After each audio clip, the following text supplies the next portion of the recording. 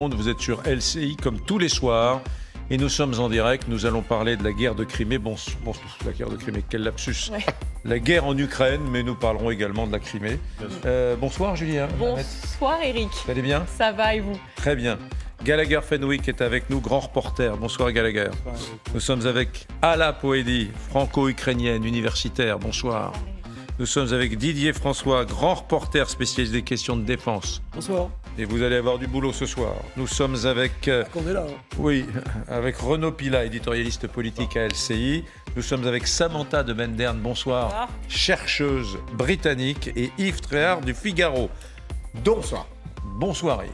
Nous l'avons vu, aujourd'hui, l'Ukraine a été l'objet d'un bombardement massif, sans doute comme il y en a eu très peu depuis le début de la guerre au mois de février.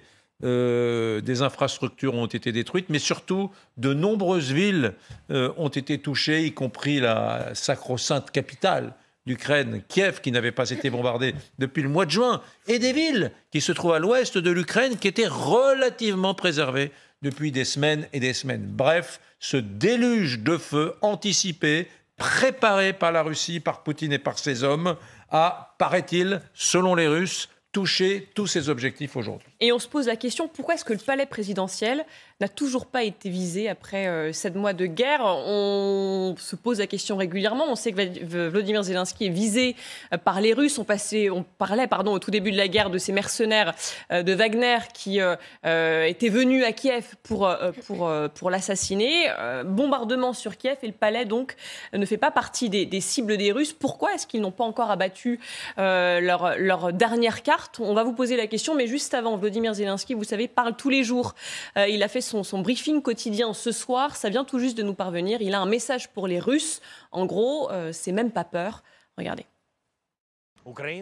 L'Ukraine ne peut être intimidée. Elle ne peut qu'être plus unie. L'Ukraine ne peut être arrêtée. Elle ne peut qu'être plus convaincue que les terroristes doivent être neutralisés. Alors pourquoi est-ce que le palais présidentiel ne fait pas partie des cibles? On rappelle 84 missiles tirés aujourd'hui en Ukraine, 24 drones. Ça ne fait pas encore partie des cibles. Ce serait la dernière carte de Vladimir Poutine? Non, regardez les images. Elles sont intéressantes, celles qu'on a depuis tout à l'heure. Et regardez la carte. En fait, il n'y a aucune cible militaire et aucune cible politique n'a été touchée. Les 84 missiles, les 36 drones qui ont été envoyés, ont tous été envoyés soit sur les centrales électriques, soit sur des lieux où il y avait clairement que les civils. Un parc, une université, aire de jeux d'enfants. Des aires de jeux d'enfants, etc. Donc, vous regardez bien. Donc, et il n'y a pas une frappe sur le front. Il n'y a pas une frappe d'intérêt militaire, ce qu'on appellerait une frappe d'intérêt militaire. C'est quand même incroyable parce que le missile de croisière, c'est du lourd dans un arsenal, ça coûte cher. Il n'y en a pas des milliers, enfin il y en a des milliers, mais enfin, ça ne s'utilise pas quand même. Voilà, les stocks s'usent.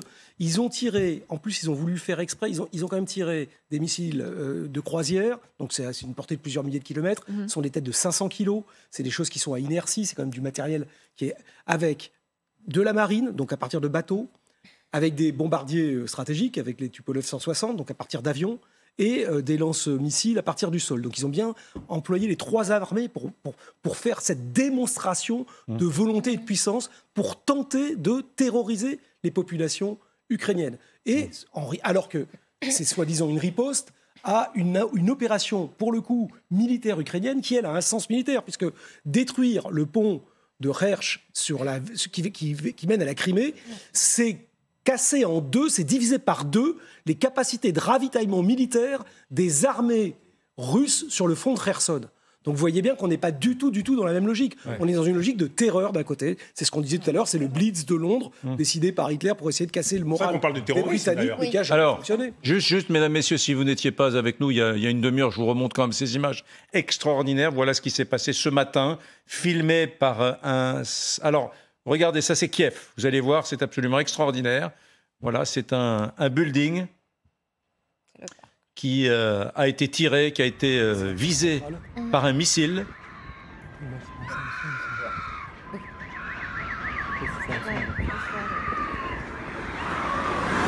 Derrière. Qui opère toujours en Russie d'ailleurs.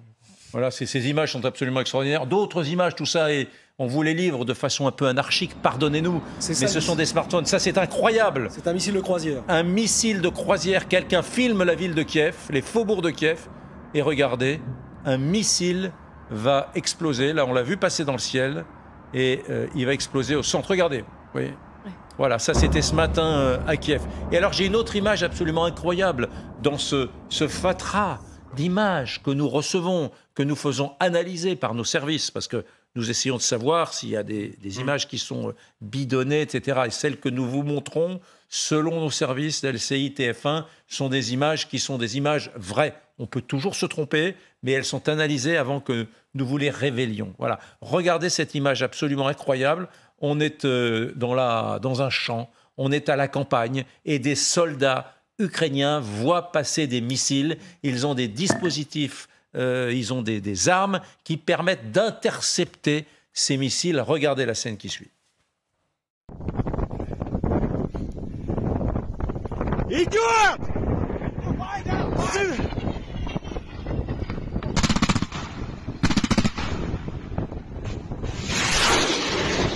Ваня, давай! Давай, сука, падай! Да, бля! Il disait quoi? Oui, non, mais il dit vas-y, à son ami, il dit vas-y, Ivan, tire. Après, il dit allez, saloperie, tombe. Tombe. Qu'est-ce qui s'est passé là, sur ces images? Parce que tout le monde n'a pas très bien vu l'impact. Que s'est-il passé, Didier? L'homme que vous voyez au milieu du champ porte sur ses épaules un lance-roquette anti-aérien qui est portable, donc c'est une arme solaire.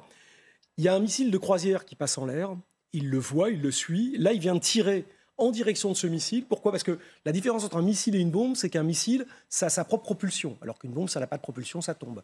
Et donc, le missile que tire cet homme-là, qui est l'équivalent ou soit un Stinger, soit un SAM-7 ou X, va se mettre sur la trajectoire du missile de croisière, va se bloquer, on appelle ça loquer, sur la chaleur qui est dégagée par la tuyère du missile de croisière, et ensuite va percuter le missile de croisière pour le faire exploser. Donc ils sont comme aimantés, c'est pas qu'il a visé très justement l'autre missile. Il a visé la direction générale du missile. Il y a une petite... enfin, je vais rentrer dans les détails. Oui. Enfin, quand vous rentrez, il y a une espèce de petite pile qui vous donne... Voilà, vous axez vers votre axe de tir, vous appuyez sur un premier bouton pour accrocher votre affaire, et puis après, hop, vous lancez... Et ça part et ça va chercher l'histoire. Et donc il y a ça. Après, il y a des choses plus lourdes autour des villes comme Kiev. Donc il s'est mis dans le sillage de ce missile. Il explose sur sa tuyère. Voilà. Et fait tomber. Il y a quand même la moitié des missiles tirés par les Russes ont été interceptés par la défense antiaérienne ukrainienne, ce qui est un très beau score. 84 missiles tirés, la moitié effectivement interceptés. Je voulais revenir quand même sur Kiev, sur ce qui se passe à Kiev, parce qu'on le disait, Zelensky, lui, il est toujours là à faire ses messages. Il en a refait encore ce soir depuis Kiev. Mais regardez le message de Kadyrov. Kadyrov, le dirigeant tchétchène, qui lui a adressé quelques mots. Alors déjà, il le dit, lui qui voulait que l'opération se durcisse un petit peu, il est très satisfait. Maintenant, ça y est, je suis 100% satisfait de la conduite de l'opération spéciale en Ukraine. Il avait été très critique de Poutine la semaine dernière. Zelensky, on t'avait prévenu que la Russie n'avait pas encore vraiment commencé, puis il lui dit... Alors arrête de te plaindre comme un moins que rien et sauve-toi, plutôt pendant qu'il est encore temps. Cours Zelensky, cours vers l'ouest sans te retourner. Mais Volodymyr Zelensky, lui, il est là, il ne compte pas partir. Depuis le début, il reste à Kiev et il s'est exprimé tôt ce matin. Les Ukrainiens, les Ukrainiennes, la matinée a été difficile. Nous avons affaire à des terroristes, des dizaines de missiles, des drones iraniens charrettent. De nombreux sites d'infrastructures ont été touchés dans les régions de Kiev, Lviv, de Dnipro, de Vinnytsia, de Kharkiv, de Zaporizhzhia et de Soumy. Il essaye de détruire nos infrastructures. En deuxième cible, les hommes. Il vise en cette heure matinale pour frapper le maximum d'hommes. Nous nous soutenons, nous nous aidons, nous croyons dans notre force. Maintenant, des coupures de courant sont possibles. Mais il n'y aura pas d'interruption de notre confiance en la victoire. L'ennemi veut qu'on ait peur, que les gens fuient, mais nous ne pouvons aller que de l'avant et nous le montrerons sur le champ de bataille.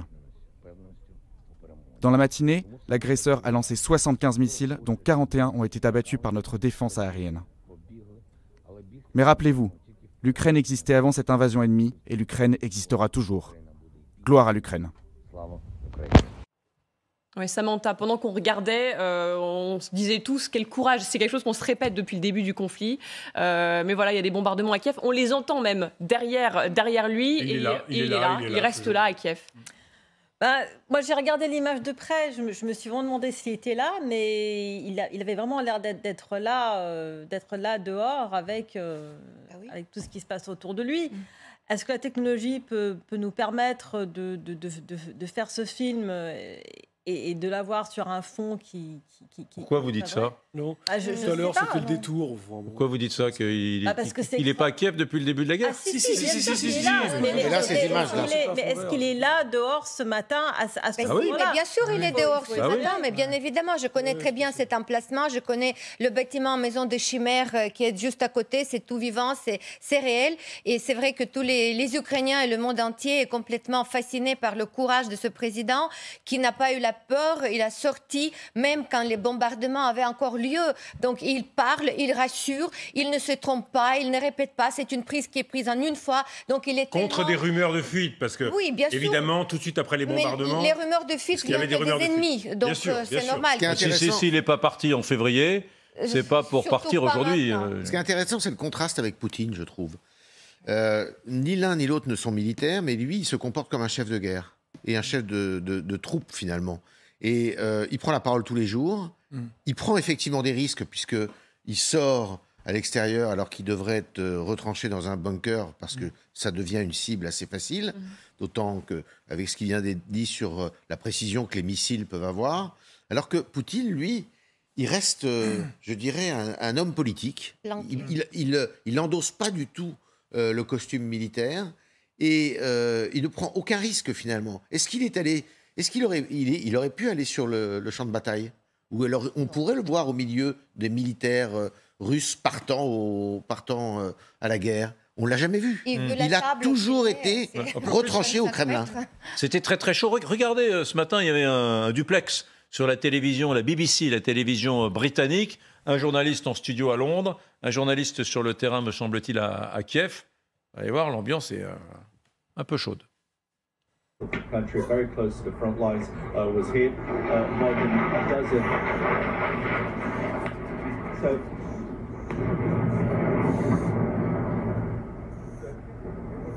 Okay, Hugo. Centre-ville de Kiev, Gallagher. Oui, les journalistes qui sont pris dans ce déluge de feu, comme on disait, pour revenir à la vidéo de Zelensky juste avant, avec cette incarnation du courage moral et physique. Il faut écouter aussi ce qu'il dit, parce qu'il ajoute à cette incarnation un vrai sens du mot et du verbe qui me frappe à chaque fois. Et il a cette phrase extraordinaire, rappelez-vous, c'est ce même homme qui avait dit aux Américains « Vous me proposez un taxi, mais donnez-moi plutôt des munitions ». À chaque fois qu'il sort dehors, il dit et il montre « Je reste, je suis là ». Et là, il a cette phrase fabuleuse, il dit, parce qu'ils sont en train de cibler les infrastructures civiles et notamment l'énergie, l'électricité. Et il dit, c'est tout ce qu'il reste aux Russes. À défaut de réussir à interrompre notre confiance, ils essayent d'interrompre notre électricité. Et même ça, nous le rétablirons. Et ça nous renvoie à ce que vous montriez avant. Et c'est la raison pour laquelle la vidéo qu'il fait le soir, c'est avec des pelleteuses qui sont au travail, avec cet éclairage, etc. C'est la réponse au projet poutinien, qui est celui de l'effacement d'une nation, qui dit non seulement on est là, mais allez-y, balancez ce que vous voulez, on va nettoyer et repartir. Donc, ces Ukrainiens qui, comme le disait très bien Ala, quelques minutes après ces bombardements, sont aperçus en train de siroter des cappuccinos dans des cafés chics et branchés.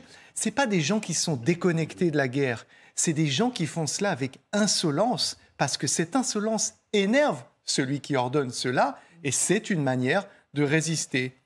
Alors les amis, est-ce que vous êtes prêts à penser un peu contre vous-même, comme on aime bien le faire dans cette émission?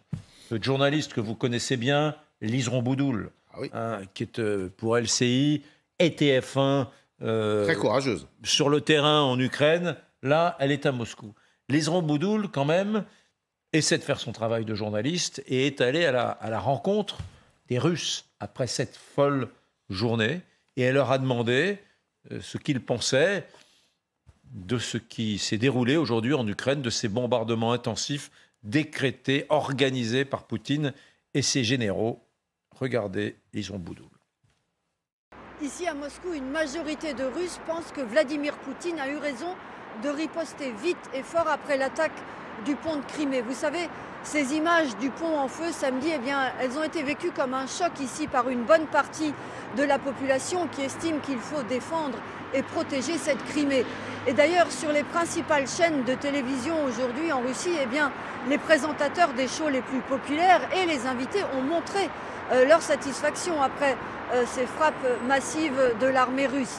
Et puis on a diffusé et rediffusé en boucle l'intervention de Vladimir Poutine, notamment la phrase où il explique qu'il pourrait y avoir des représailles sévères en cas d'autres tentatives d'attentats. Voilà. Il y a aussi ceux qui espèrent ici que désormais il va y avoir une stratégie militaire plus offensive, notamment c'est le cas de l'aile droite du pouvoir qui demande cela depuis maintenant plusieurs jours. Mais la société russe est aussi divisée. J'ai rencontré aussi beaucoup de personnes qui m'ont dit ici être très inquiètes de cette escalade, et notamment des femmes, des mères de famille qui ont peur et qui, au fond, ne veulent pas de cette guerre. Ça, c'est le nerf de la guerre. Parce que c'est vrai que jusqu'à présent, contrairement à la guerre en Tchétchénie, où les mères, quand il y avait les corps qui revenaient, se manifestaient, bien là, on n'a pas encore de mouvement de mères de famille et de parents qui s'émeuvent de ce qui... du silence radio qu'ils ont. Un peu au Daghestan. Il n'y a pas de vaste mouvement. Oui, mais c'est pas massif. C'est pas encore très massif. Si, oui, je me souviens, on a vu effectivement au Daghestan. Mais je parle notamment dans les grandes villes. Il n'y a pas encore de manifestations comme ça. Et ça sera un signe. Ça pourrait être un tournant dans la guerre si ça existe, si ça vient. Et c'est ce que je disais aussi. Ce qui est incroyable quand vous regardez un peu cette société russe, c'est le déni de réalité dans lequel elle est. Et que d'ailleurs pointent certains intellectuels en disant qu'ils sont complètement, je dirais, qui refusent de voir la réalité. Oui, ils refusent parce que ce que vous nous disiez, je crois que c'était vous d'ailleurs, Samantha aussi, ils ont accès finalement aux VPN qui leur permettent de regarder les médias occidentaux. Donc s'ils cherchent l'information, ils peuvent la trouver. Alors, certains ne veulent pas la trouver. Vous savez, il y avait une grande phrase qui était rendue très célèbre pendant la guerre d'Afghanistan d'une femme qui a dit « Nous ne voulons pas voir la guerre en Afghanistan parce que si nous acceptons ce qui se passe en Afghanistan, il faudra bien obliger qu'on se regarde en face dans la glace et qu'on acte, qu'on passe à l'action. Et comment peut-on passer à l'action dans un pays où il y a une telle répression? Et passer à l'action ne veut vouloir dire une chose, c'est mettre pression pour que cette guerre se termine. Dans un pays comme la Russie, ça veut dire se révolter. Donc il y a une volonté de ne pas voir ce qui se passe parce que sinon les conséquences même personnelles et émotionnelles seraient trop fortes pour beaucoup de personnes. Mais sur les représailles, enfin les soi-disant représailles de Poutine, juste, vous avez demandé de penser contre nous-mêmes. Donc moi j'essaye et je me dis, il y a eu un bombardement sur une cible militaire, il y a eu 3 morts bien sûr à déplorer, mais ça a été fait à un moment de la matinée où il y avait très peu de circulation sur le pont, et en représailles, on bombarde toutes les villes d'un pays et on bombarde des infrastructures civiles et l'énergie qui va créer dans l'espoir de créer des dégâts à long terme. Non, il y a pas, c'est vraiment très difficile de trouver une justification à ce qui s'est passé aujourd'hui. Alors justement, vous l'évoquez, et on va revoir quand même ces images qui sont à la source de tout ce qui s'est passé, ou peut-être d'ailleurs, certains disent que ce n'est pas tout à fait en représailles, on en parlera, mais les images du pont de Crimée, en partie détruit, c'était planifié avant, vous dites Didier. Parce que attendez. Voilà, on va en parler après, mais les images de la destruction partielle du pont, 2 voies de circulation qui se sont effondrées dans la mer, vous le disiez Samantha, 3 morts, le conducteur du camion piégé, en tout cas évoqué par les Russes, ainsi qu'un homme et une femme qui circulaient en voiture. Alors l'explosion n'a toujours pas été revendiquée, les Ukrainiens ne démentent pas, mais ne confirment pas non plus. Vladimir Poutine a réuni un conseil de défense aujourd'hui. Il dénonce une attaque terroriste. On l'écoute. Il ne fait aucun doute qu'il s'agit d'un acte terroriste visant à détruire une infrastructure civile russe d'importance critique. Les auteurs, les exécutants et les commanditaires sont les services secrets ukrainiens. Une attaque terroriste dénoncée par Vladimir Poutine. Intéressant ce que vous disiez. Je vais reprendre, Didier, ce que vous disiez, parce que ça rejoint ce que les renseignements ukrainiens disent également. Les forces d'occupation ont reçu des instructions du Kremlin pour préparer des frappes massives de missiles sur les infrastructures civiles les 2 et 3 octobre. Ce qui voudrait donc dire que finalement, tout ce qui s'est passé aujourd'hui, ce n'était pas en représailles à l'explosion du pont de Crimée, mais bien une attaque prévue depuis ce qu'on appelle d'un point de vue militaire, c'est impossible de planifier 80 et quelques frappes en interarmée, c'est-à-dire avec les 3 armées, sur des cibles aussi différentes en 48 heures. 3 armées, avions, terre, mer, c'est ça, c'est ça, parce que ça a été tiré des 3 trucs. Donc après, parce qu'il a fallu... il a fallu décider des cibles, faire des repérages, avoir les coordonnées, rentrer dans les systèmes, coordonner le tout, éviter ce qu'on appelle déconflicter, enfin bref, etc. etc. Donc, là, de toute évidence, en tout cas en termes de planification, c'est-à-dire la préparation, elle est en amont. Après, le vers, ce qu'on appelle l'ordre de décision de taper, ce qu'on appelle le fixe, dans le ciblage, il peut avoir été donné après. Mais ça veut dire que, grosso modo, l'état-major qui a planifié l'affaire, avait un certain nombre de dossiers qui étaient planifiés et prêts, qui ont été soumis aux dirigeants politiques. Ils ont fait un dernier tour de remise, de rafraîchissement du RANS, et le fixe a été donné, c'est-à-dire l'ordre de tir a été donné. Mais effectivement, ça a dû être planifié, préparé en amont d'un point de vue technique militaire. C'est pas possible de l'avoir fait dans la nuit. Ce qui est quand même aussi intéressant, c'est probablement... sur la foi de ce que vient de dire Didier, ce qui montre que quand même il est dans une fuite en avant incroyable. En fait, c'est très cohérent avec ce qui se passe depuis quelques temps. Voilà, c'est dans une fuite parce que logiquement, quand vous êtes en guerre sur ce théâtre d'opération, vous devriez renforcer ce qu'il a essayé de faire avec la mobilisation générale, mais renforcer son armée dans le Donbass, à Lugansk, renforcer sa présence à Kherson, où on voit qu'il est quand même en sérieuse difficulté. Et donc, qu'est-ce qu'il fait là ?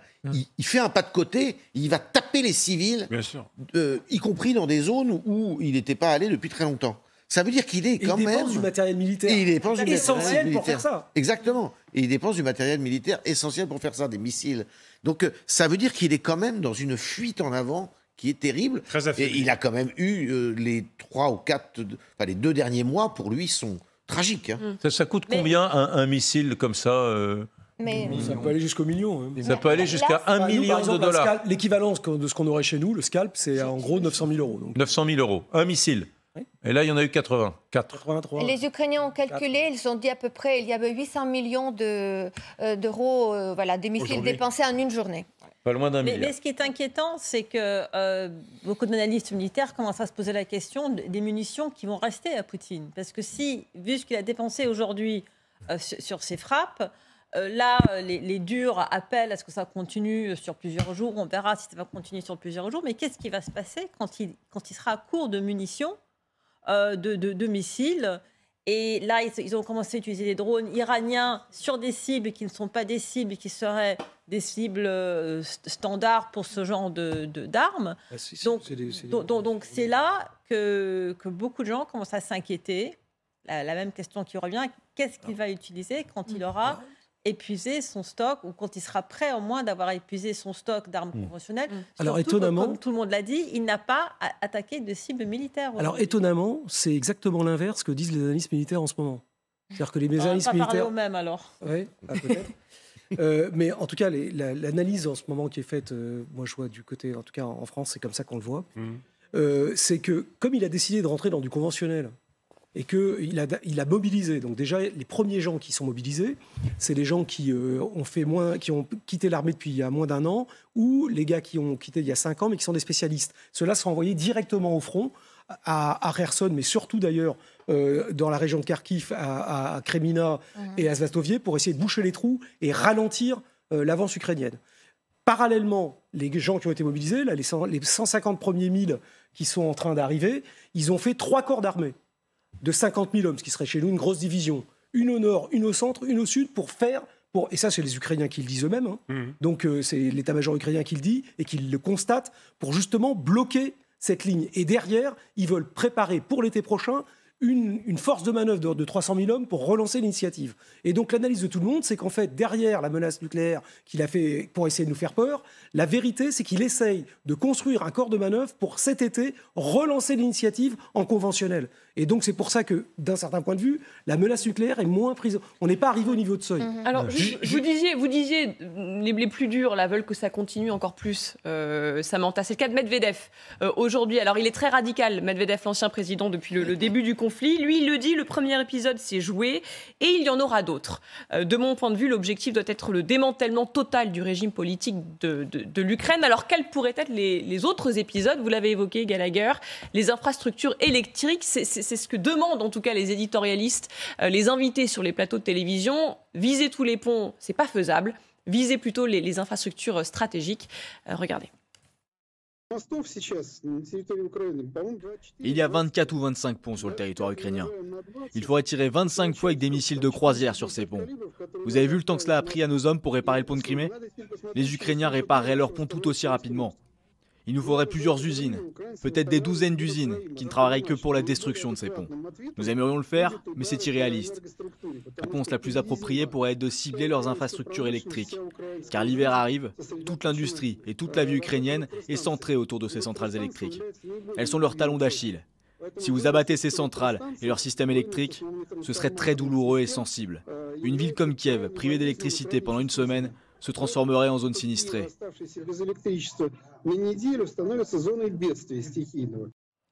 Ça va être ça la prochaine étape? Viser ces infrastructures électriques notamment? Je ne sais pas, mais elles ont déjà été effectivement certaines visées ce matin. Ça peut être effectivement la suite. Juste un mot pour parler 2 secondes du nucléaire en 2 points. Hier soir, sur ce plateau, on se disait que va annoncer Poutine demain? Est-ce qu'il peut y avoir une arme chimique ou du nucléaire tactique? On s'aperçoit que finalement, la dissuasion nucléaire, elle fonctionne. Elle fonctionne. Puisque la menace fait qu'il n'utilise pas du nucléaire tactique. Il continue à bluffer, il continue à faire peur aux Occidentaux, il continue à nous faire peur pour essayer de faire baisser le soutien des opinions occidentales et européennes. Mais pour l'instant, c'est du bluff, la dissuasion nucléaire fonctionne. Deuxième point, en revanche, quand Emmanuel Macron, et on y viendra, a dit cet après-midi en déplacement avant de revenir à Paris pour une réunion avec ses conseillers militaires et diplomatiques, quand Emmanuel Macron dit aujourd'hui la guerre a changé profondément de nature, c'est qu'est-ce qu'on est en train de voir? On est en train de voir, et c'est pour ça qu'on va voir dans les heures qui viennent, réunion très importante demain, G7, dans les heures qui viennent, comment vont réagir les Occidentaux. On ne peut pas laisser désormais, parce qu'il y a un pays qui a l'arme nucléaire, normalement c'est fait pour ne pas être utilisé et dissuader d'être envahi. C'est ça l'arme nucléaire. C'est la Russie, les États-Unis, la France, la Grande-Bretagne. Ils l'ont historiquement dans l'après-guerre pour dire on a l'arme nucléaire comme ça, vous touchez pas à notre territoire. Mais là, qu'est-ce qu'il est en train de faire la Russie? Parce qu'il a l'arme nucléaire, il peut se permettre d'envahir un autre pays et de faire peur et on ne bouge pas. Et c'est pour ça que les Occidentaux vont être obligés de réagir. Ça veut dire que si demain on laisse faire la Russie de Poutine en disant je vous promets, j'avance, je détruis l'Ukraine et puisque j'ai l'arme nucléaire, eh bien vous osez pas.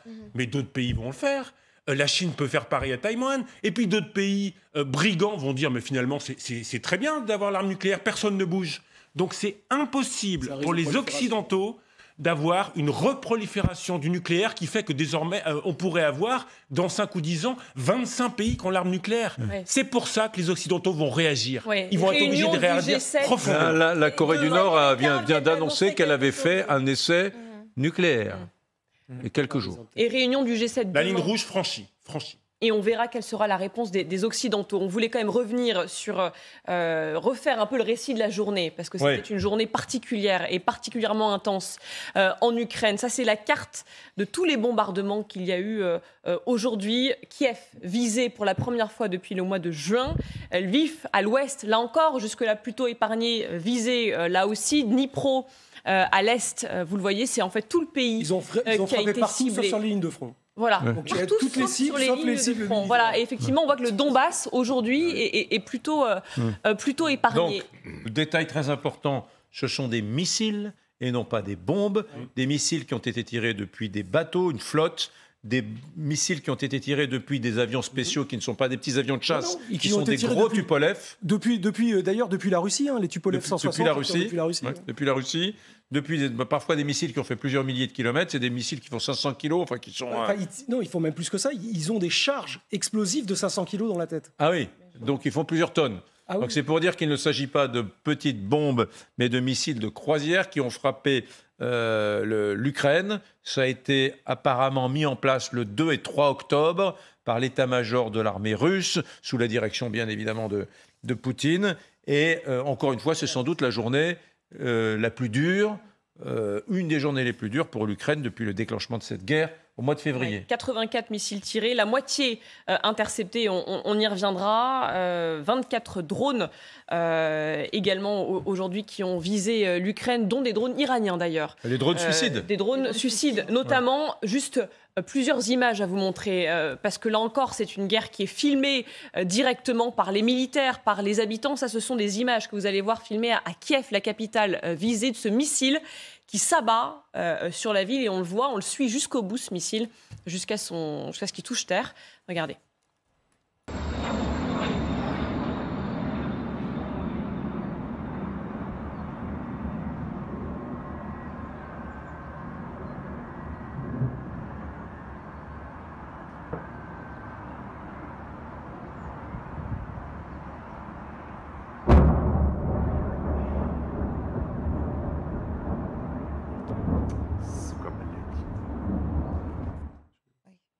Voilà, pour cette image, on rappelle que Kiev, Alla, vous êtes originaire de Kiev, vous avez de la famille, des amis à Kiev. Kiev n'avait pas été visé depuis le mois de juin. Le but là, de Poutine, c'est de faire peur. On imagine aux Ukrainiens leur dire c'est pas tout à fait terminé et on est encore là.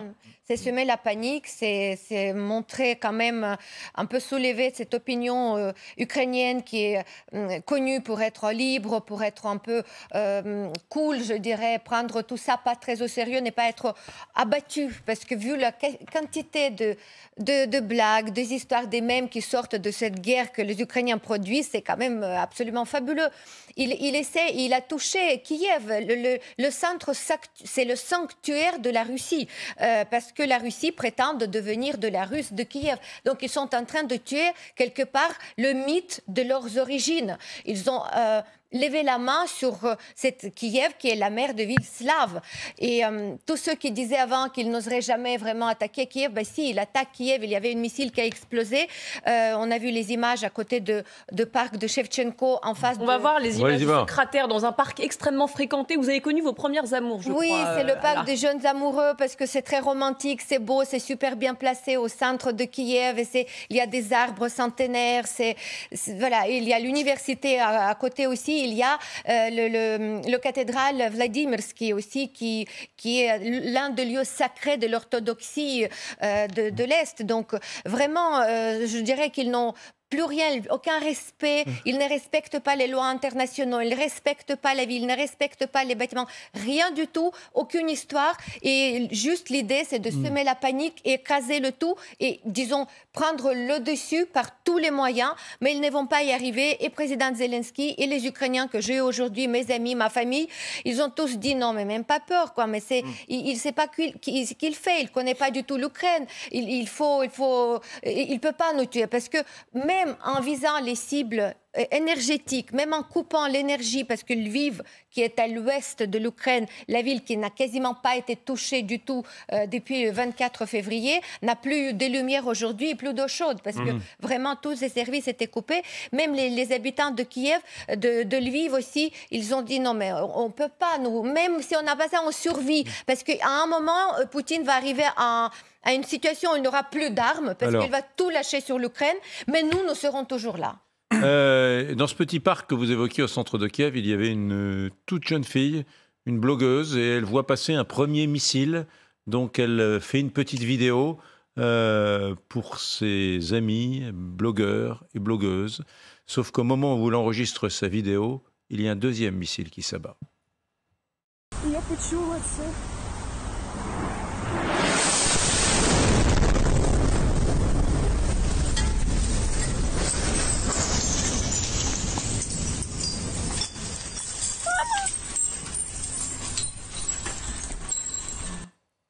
ce qui est très impressionnant, c'est cette population. Comment appelle-t-on les habitants de Kiev? Les Kieviens. Les Kieviens. Kieviennes. Cette population kievienne et qui, face à cela, face à ces missiles qui s'abattent sur leur capitale historique, vieille pierre, café, bistrot joyeux. Il faut imaginer la rue de Kiev. Ce matin, en plus, c'était un moment un peu... Les gens allaient travailler. Là on n'était pas encore au bistrot, mais on allait travailler. Donc, c'est une ville capitale très dynamique. Ce matin, qu'est-ce qu'on fait? On se retrouve dans le métro. Dans le calme. Dans le calme, absolument. Ce qui m'impressionne, c'est vraiment le calme des Ukrainiens. Et en chanson. Ouais. Et qu'est-ce qu'on fait dans le métro? Regardez.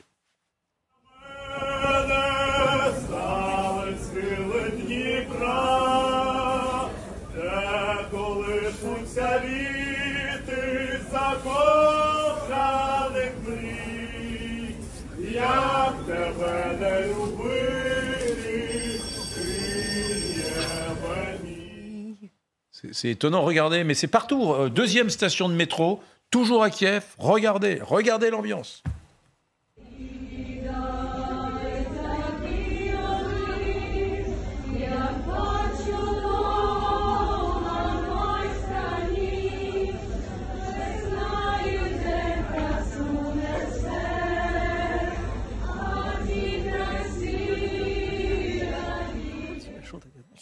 Ah là, ça c'est une vieille chanson traditionnelle ukrainienne, c'est ça? Oui, folklorique, on chante cette chanson régulièrement quand on se retrouve ensemble, ça parle de l'amour, on dit regarde la nuit est belle, les étoiles luisent et nous nous retrouvons ici et voilà, il y a l'amour qui arrive, il y a toute une histoire un peu de séparation dans cette chanson. Mais c'est vrai, on remarque surtout la population qui chante tout le temps parce que les Ukrainiens, c'est les gens qui chantent. On chante à toutes les occasions, il y a beaucoup de chansons. C'est pas un hasard que l'Ukraine aussi a gagné plusieurs fois Eurovision parce que justement avec la chanson notamment Kalouche aussi, une chanson traditionnelle Stéphanie, c'est beau et c'est tout naturel, ça fait partie. Et quand Renaud disait tout à l'heure à quel point les Ukrainiens sont organisés parce qu'on ne voit pas de panique, c'est vrai, je dirais que cette population ukrainienne est très mature parce que depuis toutes ces années de résistance, de survie sous le joug russe ou polonais un tout petit peu dans l'histoire, mais surtout la Russie qui a essayé d'écraser l'identité ukrainienne, ils ont arrivé à s'organiser de telle manière pour que, je sais pas, au niveau génétique, il n'y a pas de panique, quoi. On arrive, et je me permettrai une comparaison. Et en regardant les réseaux sociaux, il y avait des commentaires avec la société israélienne. La société israélienne qui, malheureusement, depuis des décennies, s'est habituée à la guerre et qui, lorsque l'on voit qu'il y a une pluie de missiles sur Tel Aviv, et les territoires autour, ce qui arrive quand même assez régulièrement chaque année, eh bien on voit le même calme et la même organisation. Et c'est vrai que depuis février, moi ce qui m'impressionne, c'est vraiment le calme et puis la volonté des Ukrainiens, au bout de quelques minutes, de ne jamais céder à l'ennemi et de faire que la vie reprend, encore une fois, ce parc où quelques instants après que le missile soit tombé, on nettoyait. On voit le personnel qui arrive avec les souffleurs, qui enlèvent les feuilles, les débris, les feuilles de l'automne pour que les allées redeviennent normales. Ouais. Enfin, je veux dire, et on voit encore des passants revenir quasiment dans le parc. Ça, c'est quelque chose qui est incroyable. Oui. C'est pareil, de la même manière que Ala l'expliquait tout à l'heure, à côté de ce parc a été soufflé non, c'est où Gallagher, le département de langue philologique et le musée de la peinture russe, c'est ce que nous a expliqué Ala. Et là, ce qui a été visé... C'est-à-dire qu'un missile russe a bousillé le musée de la peinture russe de Kiev. Le musée n'a pas été touché, était juste à côté, il a échappé, mais c'est la faculté de la langue. Et la faculté de la langue russe a été détruite, tout le département universitaire. C'est pour soutenir la population russe, justement, ils détruisent la faculté de la langue russe. Il y a une vraie logique de rupture, parce que c'est pareil, si on prend le pont piétonnier et à bicyclette, là, le pont en verre, qui a résisté, d'ailleurs. Le pont en verre qui a résisté, le pont de Crimée n'a pas résisté. Alors là, pour le coup, n'est vraiment pas un objectif militaire. mais il est aussi à côté de l'ancien monument à l'amitié entre la Russie et l'Ukraine. Donc on voit bien qu'il y a une volonté. Et là, il y avait ce qui était visé, c'était la statue d'un ancien chef de guerre ukrainien et Grouchevski. Vous évoquez d'ailleurs, Didier, et c'est intéressant, la faculté de Kiev qui a été visée. On est justement avec un professeur de cette faculté. Alors, c'est peut-être pas celle-là d'ailleurs, on va lui poser la question. Mitro Chistiak, qu'on est très content de revoir malgré les tristes circonstances, parce qu'on vous a beaucoup parlé au début du conflit, on vous a peu revu depuis, on est content de voir que vous allez bien, vice-président de l'Union nationale des écrivains d'Ukraine à Kiev. Est-ce que c'est cette faculté-là dont on parle, dont le département de langue russe a été touché? C'est votre faculté? Taras Shevchenko. Oui, et le département de philologie romane où je travaille était également touché. Donc, mais le département du russe, il n'est plus le département du russe, il est appelé le département des langues slaves de l'Est, a été touché également. Voilà, vous voyez la photo, c'est mon département de philologie romane. Et vous étiez où, vous, ce matin de Mitro, quand ça s'est passé? Mais j'étais chez moi parce que nous donnons les cours à distance maintenant. D'accord. Comment vous avez vécu les explosions? On a vu ces images d'habitants en panique qui filmaient. On était en fait aux premières loges grâce au téléphone portable, comme depuis le début du conflit en fait. Vous avez entendu quoi? Vous l'avez vécu comment? Oui, alors bien évidemment, j'étais au courant de ce qui se passait lorsque l'alerte a retenti. Et bien évidemment, nous étions très attentifs à ce qui se passait parce que ce n'est pas seulement l'université de Kiev qui est, disons, un symbole du savoir ukrainien, mais aussi l'Académie des sciences qui est tout à côté et le musée, voilà, vous avez parlé des musées, mais également l'ancien bâtiment du Parlement ukrainien de 1917-18, dont le président est justement Mikhail Grouchevski, dont vous avez parlé, et le grand historien ukrainien dont je viens de traduire les 2 volumes de l'histoire, le précis de l'histoire de l'Ukraine qui vient de paraître en français chez mon grand ami éditeur Christophe Cheman, après l'anthologie de la poésie ukrainienne. Et c'est une blague que l'on raconte justement à Kiev, qu'ils se sont trompés d'endroit. Alors, au lieu de frapper le Parlement ukrainien moderne, ils ont frappé l'ancien Parlement. Donc, c'est,